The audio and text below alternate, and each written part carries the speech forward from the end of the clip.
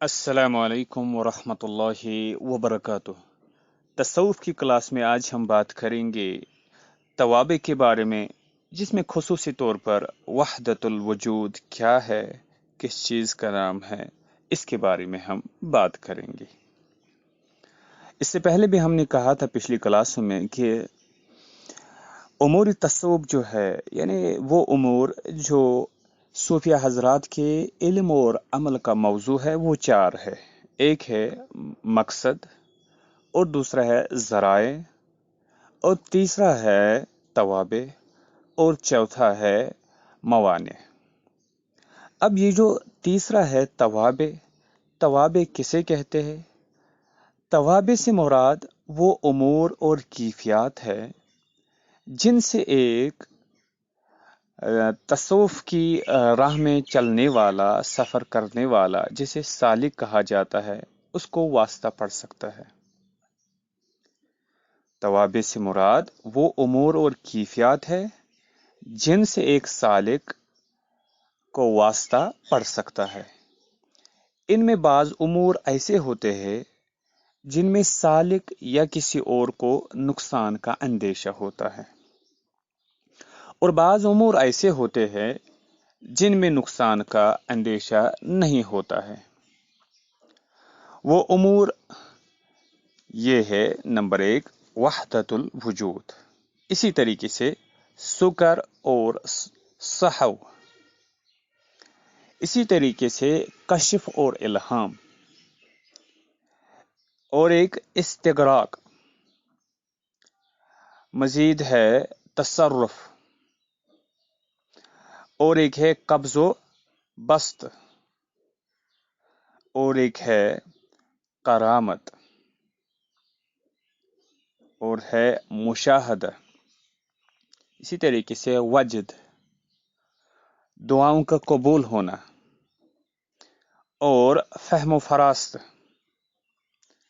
اچھے خواب۔ اسی طریقے سے فنا و بقا اور عملیات۔ یہ وہ چیزیں ہیں جو توابع میں آتی ہے، یعنی یہ وہ امور اور کیفیات ہے جن سے ایک سالک کو واسطہ پڑ سکتا ہے۔ اب ان میں سے جو ایک ہے وہ ہے وحدت الوجود۔ وحدت الوجود کیا ہے، کس چیز کا نام ہے، کسے کہتے ہیں، یہ ہم جان لیں گے۔ وحدت الوجود ایک فلسفہ ہے، ایک فلسفی ہے، جس کا مطلب یہ ہے کہ صرف اور صرف ایک ہی وجود حقیقی ہے، اور وہ اللہ تعالیٰ کی ہستی ہے۔ اس کے علاوہ جو بھی کائنات میں ہمیں نظر آتا ہے، یہ سب محض ایک وہم اور دھوکہ ہے۔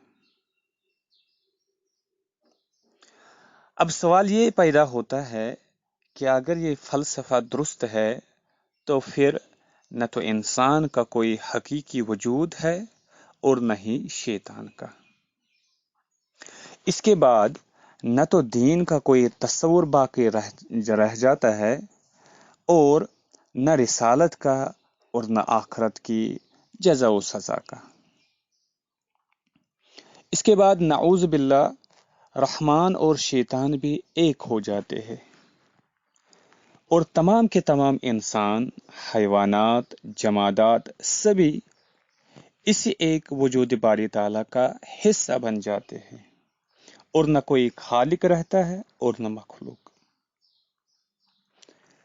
اکثر ہندوؤں کا بھی یہی عقیدہ ہے، جس کے باعث وہ بہت سے جانوروں کی تعظیم کرتے ہیں اور انہیں بھگوان ہی کی ایک شکل قرار دیتے ہیں، بھگوان ہی کی ایک شکل یعنی انکارنیٹ قرار دیتے ہیں۔ اسلام کے ساتھ اس کھلے تصادم اور مخالفت کے باوجود صوفیہ کے ایک بڑے حلقے میں اس فلسفے کا بڑا زور رہا ہے۔ بعض صوفی بزرگ اس نظریے کی توجیہ اور میننگ یہ کرتے ہیں، یہ بیان کرتے ہیں کہ جب ایک سالک ایک صوفیت کا ماننے والا صوفیت کے راستے پر چلتا ہے تو صوفیانہ طریقے پر فنا فی اللہ کے مقام پر پہنچتا ہے، تو پھر اس پر ایسی کیفیت طاری ہو جاتی ہے کہ اسے اللہ کے سوا کچھ نظر نہیں آتا۔ یہ معاملہ حقیقت کا نہیں ہوتا ہے بلکہ محض اس سالک کی کیفیت ہوتی ہے۔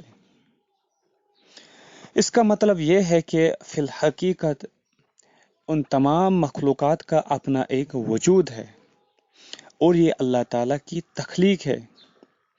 سالک فنا فی اللہ کے مقام پر پہنچ کر ایسی کیفیت طاری ہو جاتی ہے کہ اسے اللہ تعالیٰ کے سوا کچھ اور نظر نہیں آتا، مگر فی الحقیقت وہ سب موجود ہوتا ہے۔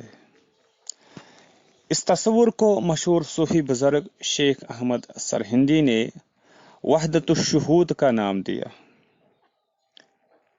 اور شیخ احمد سرہندی 971 ہجری میں پیدا ہوئے اور ان کی سن وفات ہے 1034 ہجری۔ بعض صوفیہ کہتے ہیں کہ یہ دونوں اصطلاحات ایک ہی سکے کے دو رخ ہے۔ وحدت الوجود کے بارے میں صوفیہ کے ہاں دو نقطہ نظر پائے جاتے ہیں، دو پوائنٹ آف ویوز پائے جاتے ہیں۔ ان کا ایک گروہ تو وحدت الوجود پر ایمان رکھتا ہے اور یہ سمجھتا ہے کہ فی الواقع صرف ایک ہی وجود ہے، حقیقت میں صرف ایک ہی وجود ہے۔ یہی تصور ان کی تحریروں اور کتابوں میں جھلکتا ہے۔ دوسرا گروہ وہ وحدت الشہود پر یقین رکھتا ہے اور یہ سمجھتا ہے کہ معاملہ صرف ایک سالک کی کیفیت کا ہے۔ فی الحقیقت ایک وجود کا یہ گروہ قائل نہیں ہے، حقیقت میں یہ ایک وجود کا قائل نہیں ہے۔ اور ایک چیز ہے اس میں، یعنی توابع میں اور ایک چیز ہے جسے سکر کہتے ہیں، اور اسی کے ساتھ سہو بھی استعمال ہوتا ہے۔ اب یہ سکر کیا ہے، سہو کیا ہے؟ سالک ہے تصوف میں سفر کرنے والا، کبھی ایسا ہوتا ہے کہ ایک سالک جب فنا کے مقام پر پہنچتا ہے تو اس پر بے خودی کی کیفیت طاری ہو جاتی ہے، اور اس بے خودی کی کیفیت کو سکر کہا جاتا ہے۔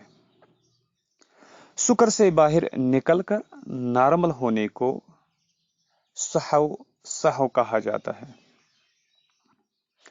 اگر سکر کی حالت مستقل رہے، پرماننٹ رہے، تو ایسا صوفی مجذوب کہلاتا ہے۔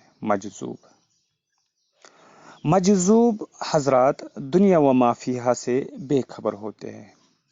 مجذوب حضرات دنیا میں جو کچھ ہو رہا ہے اس سے بے خبر ہوتے ہیں۔ کبھی برہنہ ہو کر گلیوں میں گھومتے ہیں اور پوشیدہ اعضاء کی نمائش بھی کر دیتے ہیں۔ کبھی سخت گرمی میں آگ کے سامنے بیٹھے رہتے ہیں، کبھی غلیظ گالیاں دیتے ہیں، اور کبھی ایسی گفتگو کرتے ہیں جو کسی سمجھ میں نہیں آتی۔ ایسے مواقع پر بعض صوفیہ خدا ہونے کا دعویٰ بھی کر بیٹھتے ہیں۔ صوفیہ کا وہ گروہ جو وحدت الوجود کا قائل ہے، ماننے والا ہے، اس بات کو حقیقی سمجھ بیٹھتا ہے اور ان کے خدائی کے دعوے کو درست سمجھ بیٹھتا ہے۔ مشہور صوفی منصور حلاج نے ان الحق یعنی میں خدائے حق ہوں کا نعرہ لگایا، جس کی پیدائش میں انہیں موت کی سزا دی گئی، لیکن یہ بات معلوم و معروف ہے کہ وہ حالت سکر میں نہیں تھے۔ ورنہ انہیں یہ سزا نہ دی جاتی، کیونکہ اس حالت میں تو بے شمار صوفیہ نے ایسے دعوے کیے ہیں۔ منصور حلاج نے یہ دعویٰ کیا تھا کہ انا الحق، یعنی میں خدائے حق ہوں، اور منصور حلاج جو ہے ان کی سن پیدائش ہے 244 ہجری اور سن وفات ہے 309 ہجری۔ ایک صوفی بزرگ ابو یزید بسطامی کے بارے میں صوفیہ کی کتب میں لکھا ہے کہ انہوں نے سبحانی ما اعظم شانی، یعنی میں پاک ہوں، میری شان کیا بلند ہے کا اعلان کر دیا۔ جب ان کی کیفیت درست ہوئی تو انہوں نے ان کلمات سے اظہار برات کیا، ان کلمات سے یعنی الگ اپنے آپ کو کیا۔ صوفی بزرگ ابو یزید بسطامی، یہ ابو یزید بسطامی جو ہے صوفی بزرگ، ان کی سن پیدائش ہے 188 ہجری اور ان کی سن وفات ہے 260 ہجری۔ جو گروہ اور جماعت وحدت الشہود کا قائل ہے وہ یہ کہتا ہے کہ وحدت الوجود میں اگر کوئی شخص بے خودی یا سکر کی کیفیت میں ہو تو اسے معذور سمجھنا چاہیے اور اس کی باتوں کو محض دیوانے کی بڑ سمجھنا چاہیے۔ یہی وجہ ہے کہ یہ لوگ بے خودی کے عالم میں وحدت الوجود کی کیفیت کو مضر سمجھتے ہیں۔ ہاں اگر بے خودی کی کیفیت نہ ہو تو پھر اس کیفیت میں کوئی حرج محسوس نہیں کرتے۔ ان کا کہنا یہ ہے کہ محض انسان کو نظر آتا ہے کہ خدا کے سوا کچھ نہیں ہے، ورنہ حقیقت میں اللہ تعالی الگ ہوتا ہے اور مخلوق الگ۔ یہ تھی آج کی گفتگو، انشاءاللہ اگلی کلاس میں مزید توابع کے بارے میں بات کریں گے۔ تب تک کے لیے السلام علیکم ورحمۃ اللہ وبرکاتہ۔ السلام علیکم ورحمۃ اللہ وبرکاتہ۔